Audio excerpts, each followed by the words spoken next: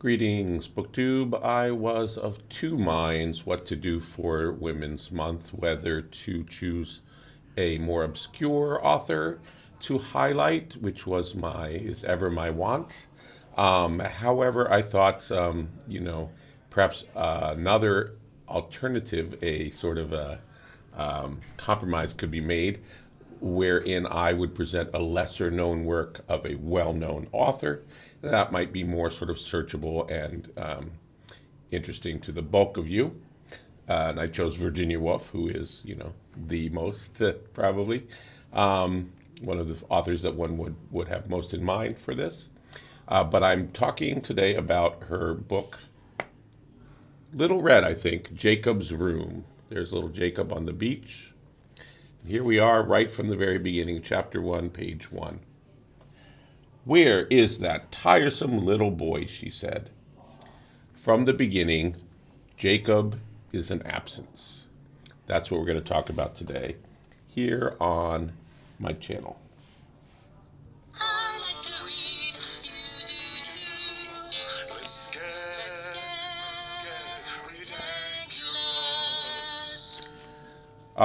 So we have a story here about Jacob, a well-to-do fellow who's coming of age just as the Great War, World War I, is about to begin.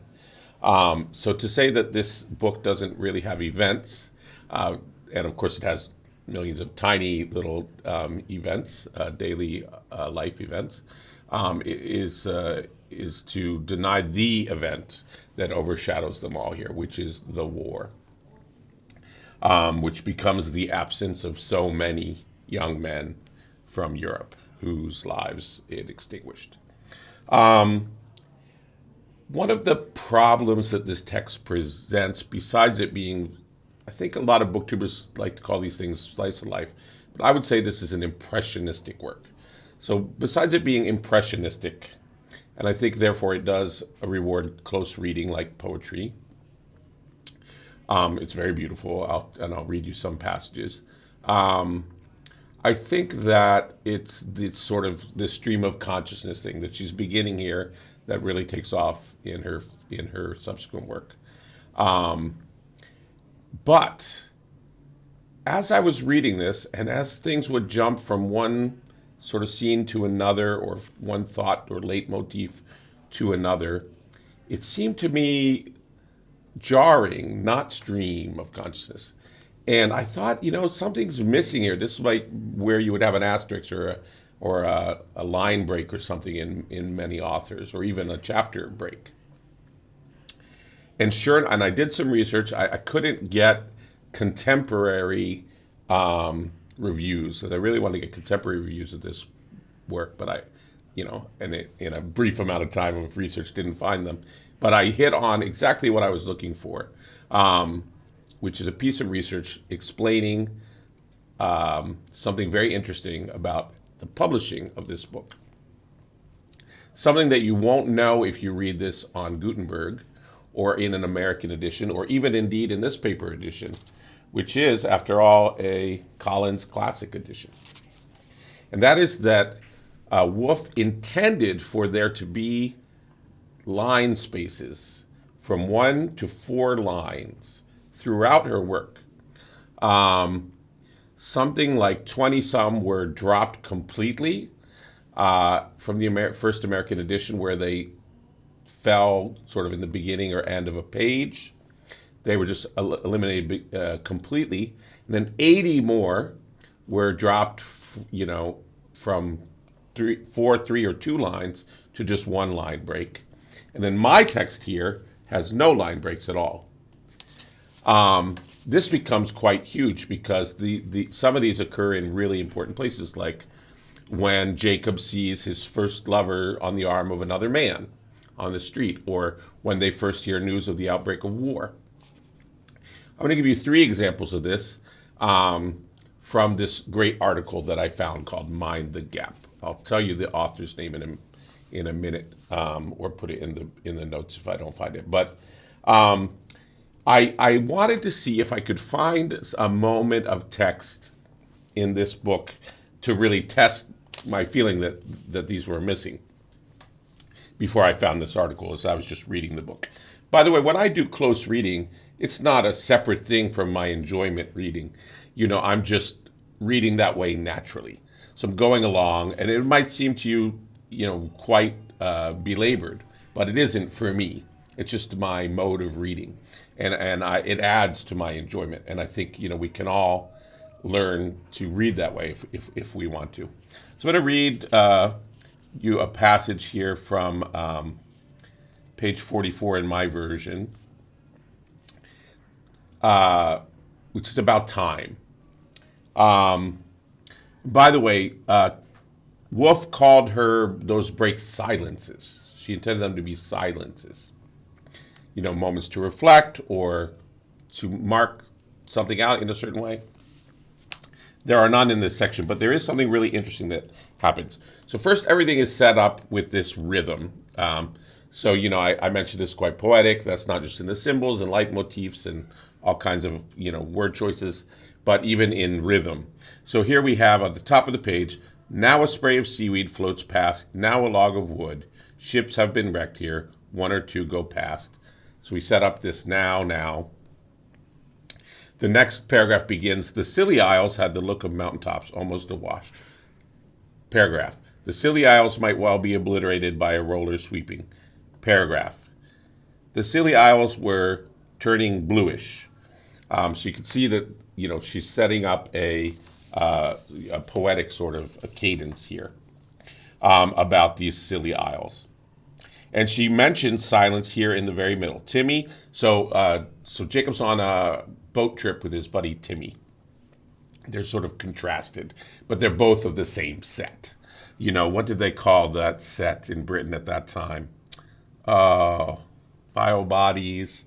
There's a word for them. Anyway, so here's the silence. Timmy wrote up some scientific observations. And what was the question that broke the silence? And here's where I think I saw that, there was a break here.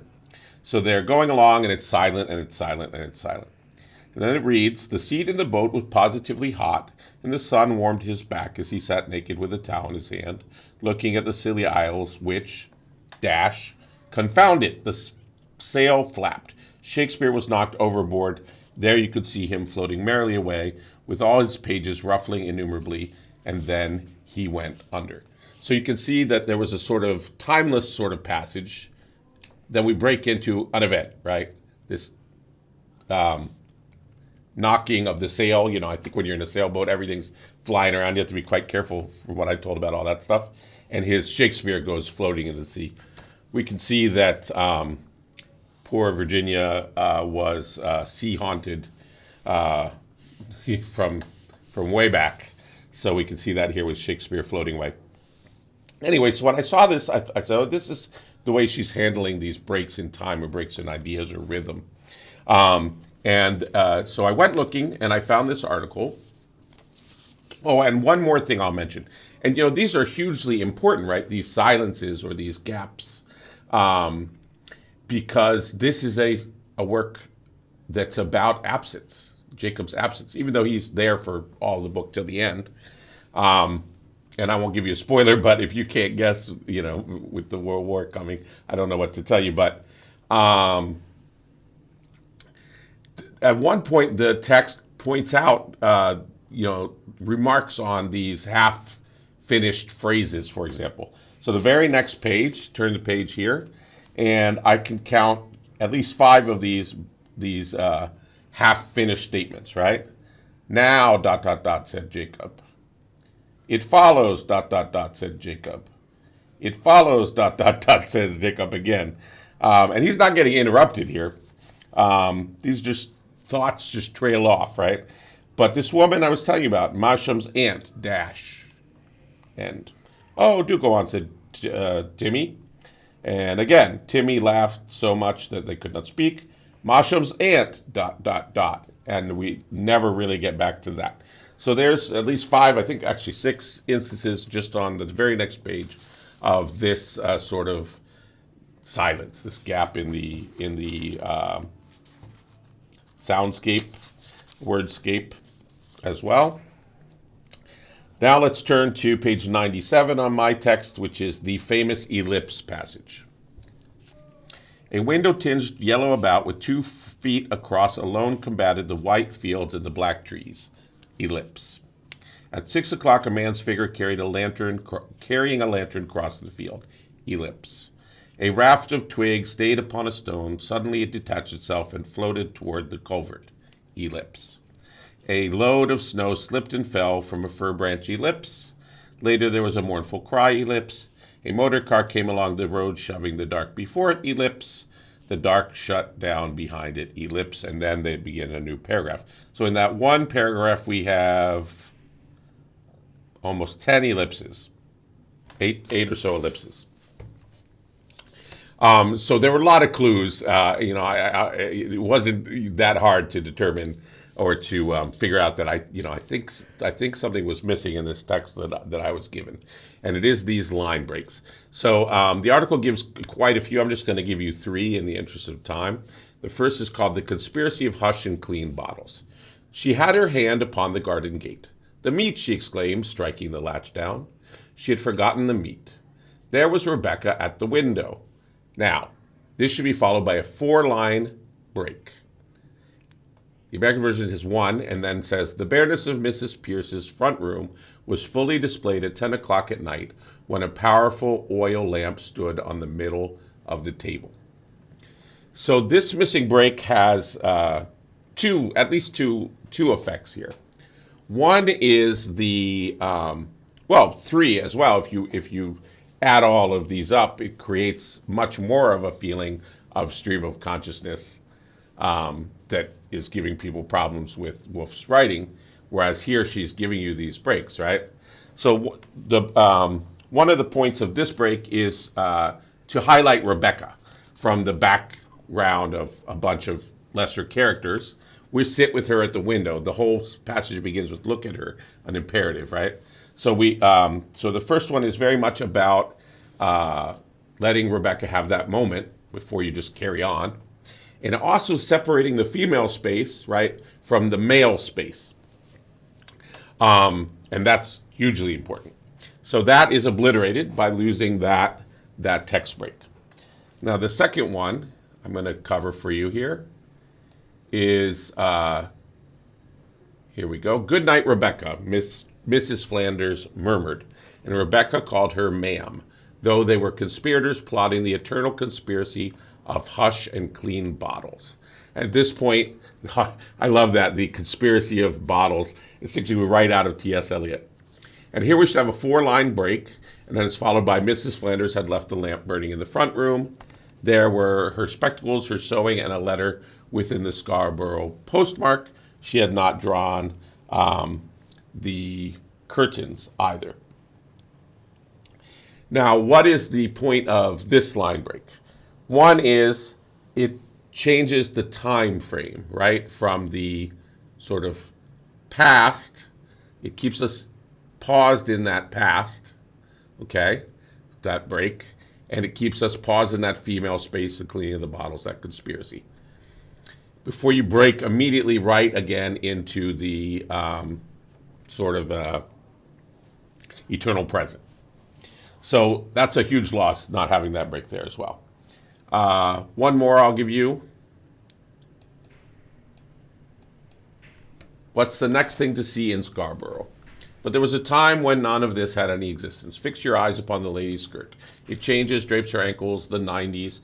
And now what's the next thing to see in Scarborough?" Now here we should have a 4-line break. Then it continues, "Mrs. Flanders sat on the raised circle of the Roman camp, patching Jacob's breeches."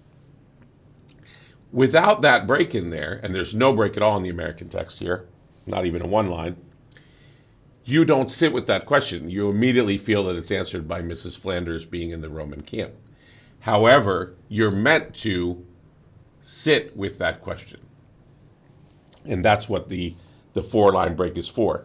I'm going to cheat and do one more, I think. "One word is sufficient, but if one cannot find it."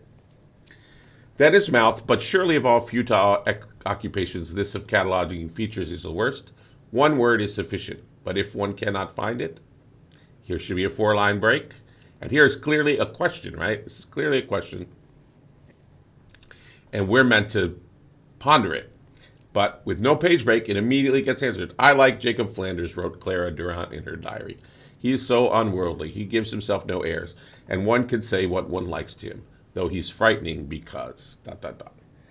All right, so I hope you can see in with just these few brief examples, and with big thanks to volume 10 of what article was this taken out of? Anyway, this is written by Edward L. Bishop. Mind the Gap: The Spaces in Jacob's Room. Big thanks to that article for helping me find those gaps that were missing in my reading of this. I think that they make a huge, huge difference. I do think this is very readable. You just sort of enjoy it like poetry. You know, not a huge amount of plot happens. You could almost say this is a whole like prelude to a poem, which is the empty room, Jacob's room, at the end there. But it's very beautiful. The writing is beautiful. Hopefully, you already got a sense of that. And it's not so impossible to follow the flights of fancy of her thought, especially if you give yourself those breaks, right? Even if they're not in the text, even where there's not a line, take that line when you think you feel like, I think there's a line here. Like when we're on that boat and something suddenly, you feel that's a significant moment when you're just sitting in this silence between these two men on this boat and suddenly Shakespeare is drowning in the sea. All right, wonderful. Hope you enjoyed that. I tried to do my duty for Women's Month, and of course I got it in right at the bell here, the 30th of the month. Okay, it's a short book too, quick read.